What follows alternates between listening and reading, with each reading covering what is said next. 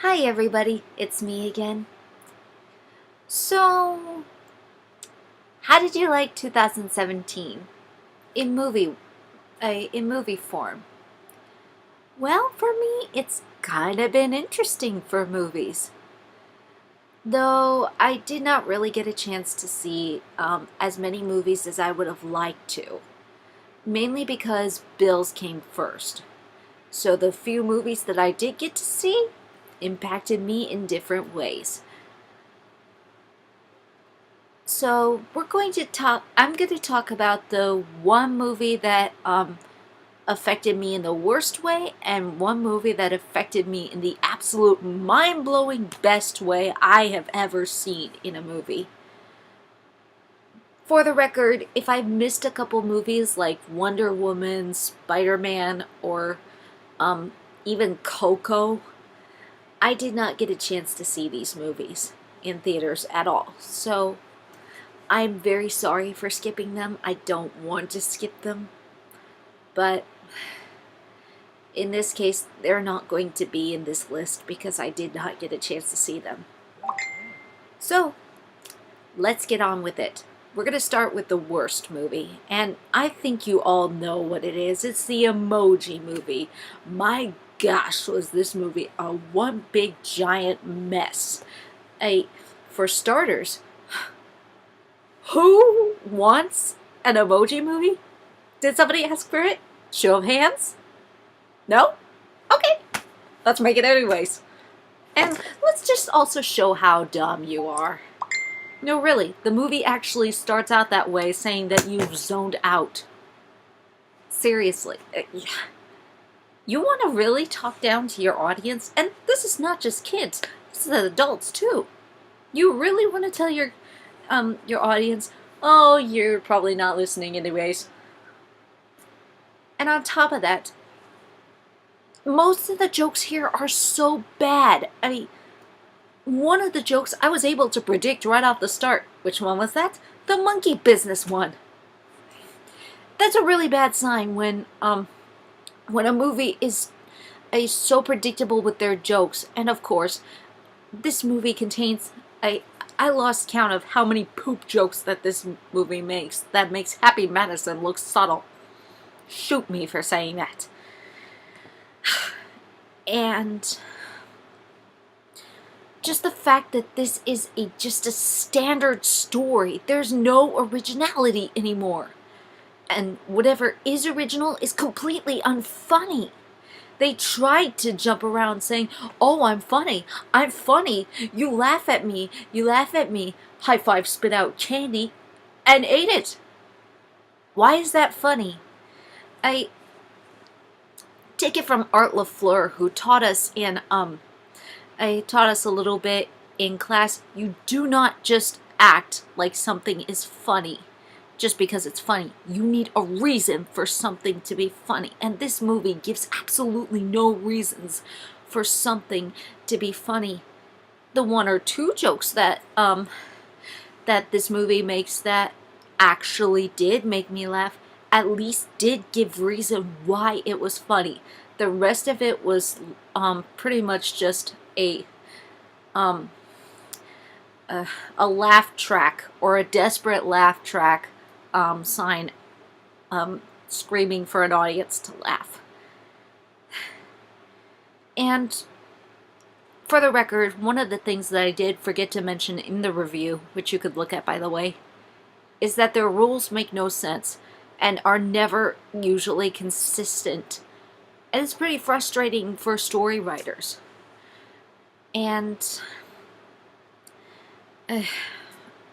before I get into another rant about it, how about I talk about the absolute best movie that I've seen this year? And I am very, very sorry for not putting up Coco or Wonder Woman because I never got a chance to see those. I would have liked to put Beauty and the Beast up there, but really I liked it for a different reason. And yes, I like that movie, but for a different reason, which I'll talk about in a later blog. Okay, the absolute best movie I have seen this year is the Lego Batman movie.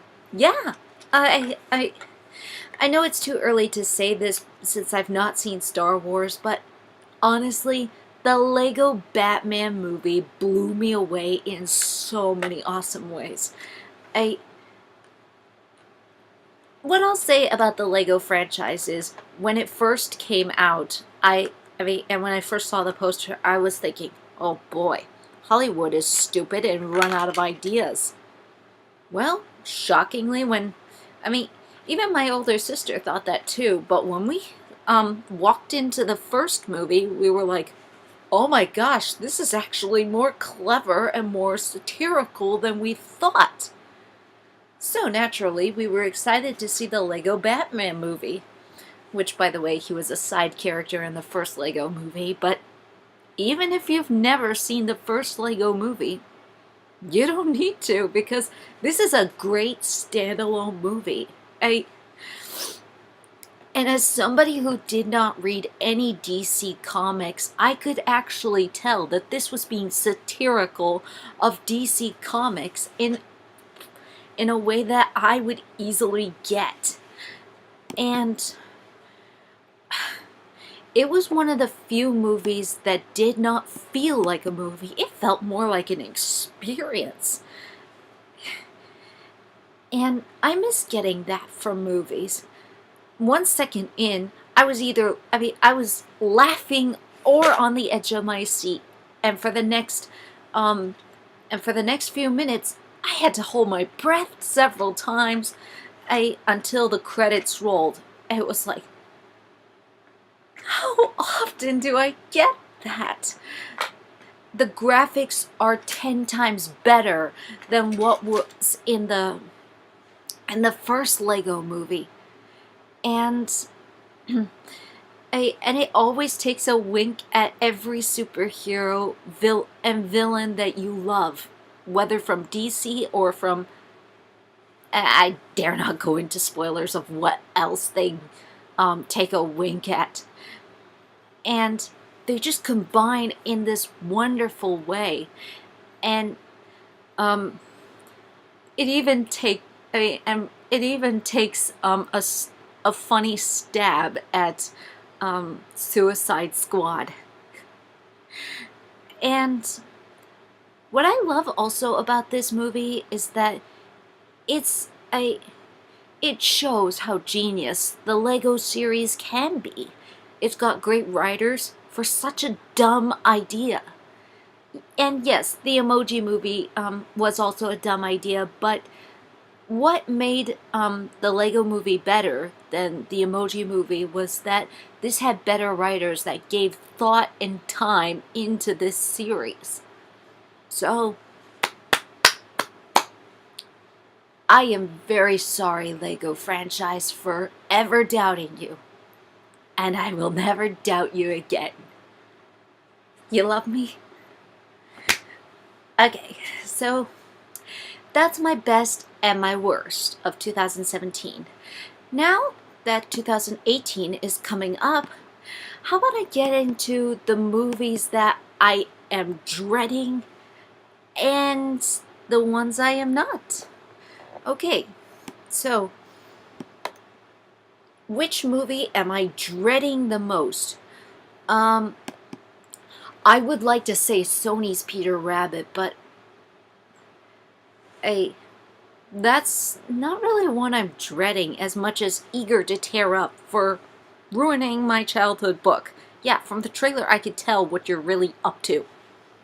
Okay, so what movie am I dreading more than Peter Rabbit? Sherlock Gnomes. Oh my gosh. I hated this trailer and this poster right from the start. For the record, when I saw Gnomeo and Juliet, I thought it was cute. I still think it's cute. And it's got some nice winks to Romeo and Juliet, even if the ending does not follow the original story. Yeah, spoiler alert, everybody lives. Even the one that seems to be killed off lives. Okay, so, yeah. But One of the things I thought was cute was that two feuding houses against each other, and literally there are feuding houses against each other. The neighbors, Capulet and Montague, are the owners of these gnomes, and these gnomes hate each other just because, well, one wears a red hat, the other wears a blue hat. And it actually works. It's an interesting way to introduce your kids to Romeo and Juliet. And hey, it's got a better role for Patrick Stewart than the poop emoji. He actually plays Shakespeare in it, which actually makes it even more cute, in my opinion. But on to Sherlock Gnomes. Oh my gosh, where do I begin with this? I'm just gonna full out say what is wrong with it. The first off is that Disney had a bit of a hand in the first movie, whereas this company is not made by the same people who did the first movie, and it's so easy to tell. There's too many fart jokes in it, and too much swearing in this movie. None of which was in the first movie, which actually made it kind of nice. The only disgusting thing in there was that it was the gnome in the bathing suit for no reason. And the second thing is, why is Gnomeo and Juliet's story continuing? I mean, if they wanted to make a gnome series, okay, just make it a gnome series. Make it out of every English literature that you could find. Just leave Gnomeo and Juliet out of it. Their story's over. They're married. The feud is over, and so on and so forth. And also, I've never read Sherlock, but I get the feeling this is going to have little to nothing to do with Sherlock. Oh wait, yeah, it's going to have nothing to do with Sherlock because Gnomeo and Juliet are in it. It's like, I mean, yeah, they're putting Romeo and Juliet in a Sherlock story. How does that work? And also, oh, Johnny Depp, poor Johnny Depp, what are you doing in here? You're so much better than this. Why didn't they put Benedict Cumberbatch in as Sherlock and not you? And lastly, I really want to know, who asked for this? Who asked for this movie? Show of hands? No? You're getting it anyways. So, too bad. Bye-bye. And that's enough of what I have to say for that. What movies am I looking forward to? This is actually kind of a hard one to answer because, well, I have two honorable mentions. I'm looking forward to Jurassic World, though really I would like to know why they're rebuilding this park again, or remaking the dinosaurs after failing not once, not twice, not thrice, but 4 times. But still looks cool, and hey, Chris Pratt's in it. And also, The Incredibles 2. Don't bother showing me the trailers. I am not gonna look at any trailers until I see that movie. Alright? Good? Good. Okay. I think the movie I'm gonna have to go with is that Avengers movie, the new Avengers movie, because, oh gosh, it's got so much that I look forward to. First of all, Doctor Strange is in it. How can you go wrong with Doctor Strange being teamed up with them? And then there's Guardians of the Galaxy revealed at the end. That's gonna get so many people excited. Unfortunately, I've never seen any of the Guardians of the Galaxy movies. I really need to catch up, I guess. But the characters that they bring back that I love, they got the Hulk and Spider-Man looks actually cool.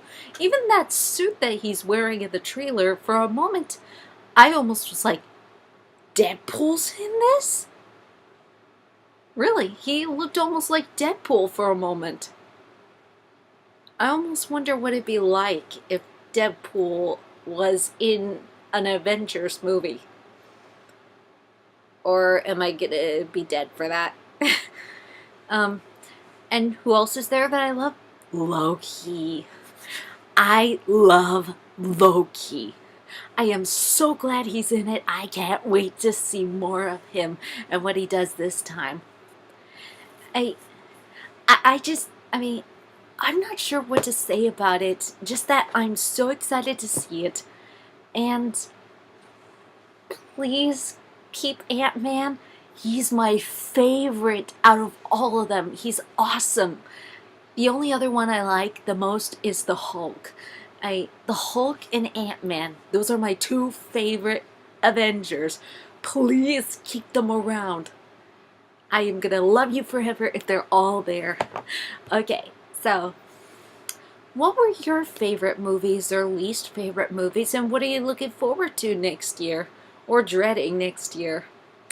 So leave in the comments below. What did you think? Until then, Happy New Year. Well, early New Year. And get ready because Saturday, time to join the Force. And may the Force be with you.